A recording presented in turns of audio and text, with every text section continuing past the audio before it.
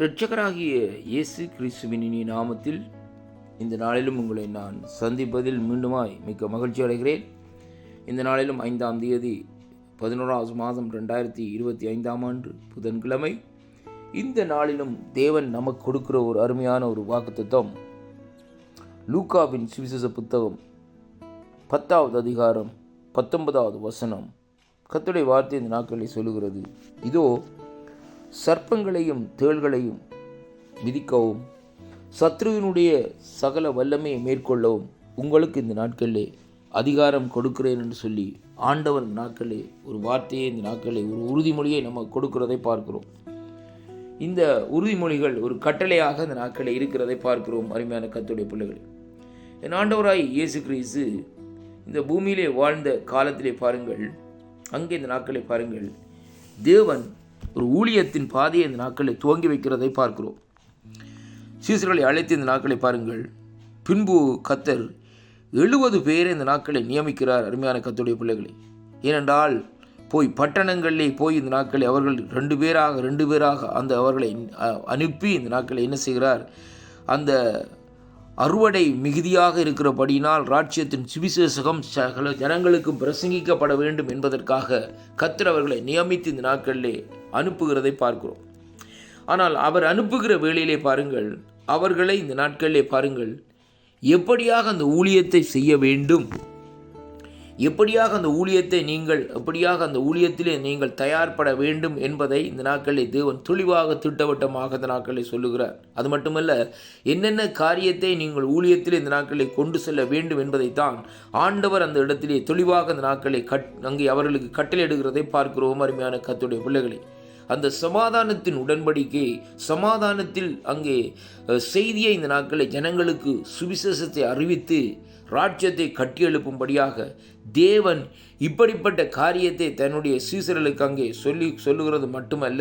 பாருங்கள் அருமையான கர்த்தருடைய பிள்ளைகளே, அவர்கள் மூலமாக இந்த நாட்களில் சுகத்தை ஜனங்கள் பெற்றுக்கொள்ளும்படியாக அந்த அதிகாரத்தையும் வல்லமையும் இந்த நாட்களில் கொடுத்துவிட்டு தான் இந்த 19வது வசனத்தில் இந்த நாட்களில் ஆண்டவர் இந்த நாட்களில் சொல்லுகிறார். இந்த நாட்களில் எப்படி என்று சொல்லி சொன்னால் பாருங்கள் அருமையான கர்த்தருடைய பிள்ளைகளே, இதோ சர்ப்பங்களையும் தேள்களையும், அருமையான கர்த்தருடைய பிள்ளைகளை இந்த வார்த்தையை ரொம்ப கவனமாக பாருங்கள், மிதிக்கவும் சத்ருடைய சகல வல்லமையை மேற்கொள்ள உங்களுக்கு அதிகாரம் கொடுக்கிறேன் என்று சொல்லி இந்த நாட்கள் அந்த அதிகாரத்தையும் அருமையான கர்த்தருடைய பிள்ளைகளை கொடுக்கிறது மட்டுமல்ல, அவர் சொல்லுகிறார் அங்கே எப்படின்னு சொன்னால், ஒன்றும் உங்களை சேதப்படுத்தாது, அந்த காரியங்கள் ஒன்றும் இந்த நாட்களை உங்களை சேதப்படுத்தாது என்ற ஒரு அதிகாரத்தையும் கொடுத்து ஒரு நல்ல மேய்ப்பன் தன்னுடைய சீஷர்களை உருவாக்கி அனுப்புகிறதை பார்க்கிறோம். அருமையான கர்த்தருடைய பிள்ளைகளை, அப்படியானால் ஆண்டவரை போல் ஒரு நல்ல மேய்ப்பன் ஒருவரும் இல்லை என்பதைத்தான் இந்த இடத்திலே நாங்கள் பார்க்கிறோம்.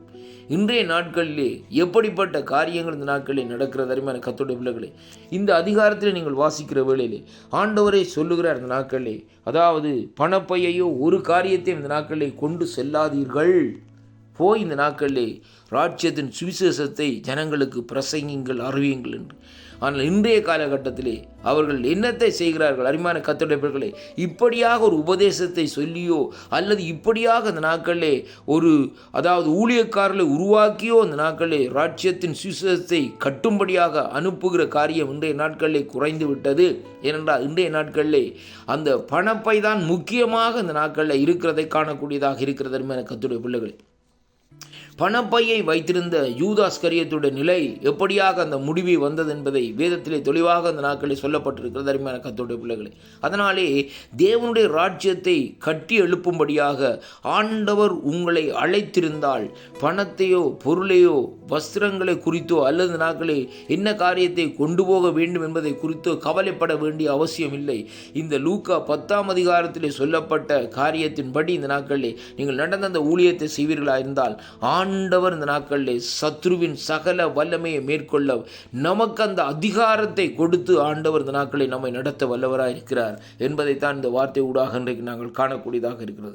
அதனாலே இந்த வாக்குத்தத்தங்களை கேட்கிற ஒவ்வொரு பிள்ளைகளும் சுவிசேஷத்தை எப்படியாக பட்டணங்களிலே கிராமங்களிலே போய் பிரசங்கிக்க வேண்டும் என்பதை நாங்கள் தெளிவாக கற்றுக்கொண்டு இந்த நாட்களை நடப்போமா இருந்தால் தேவனுடைய ராஜ்யத்தை இந்த நாட்களை கட்டி எழுப்பலாம். ஆண்டவருடைய வருகை சமீபமாக இருக்கிறபடினால் இன்றைய நாட்களிலே நீங்கள் செய்ய வேண்டிய காரியம் ஆண்டவருடைய சத்தத்தை கேட்டு வார்த்தைகளின்படி நடக்கிற வேளையிலே கர்த்தர் உங்களோடு கூட இருந்து நடத்துவாராக என்று ஆண்டவரும் இரட்சகருமாயிருக்கிற இயேசு கிறிஸ்துவின் நாமத்திலே வாழ்த்தி இந்த நாட்களிலே ஆசீர்வதிக்கிறேன். கர்த்தருக்கே கனம் துதி மகிமை உண்டாவதாக.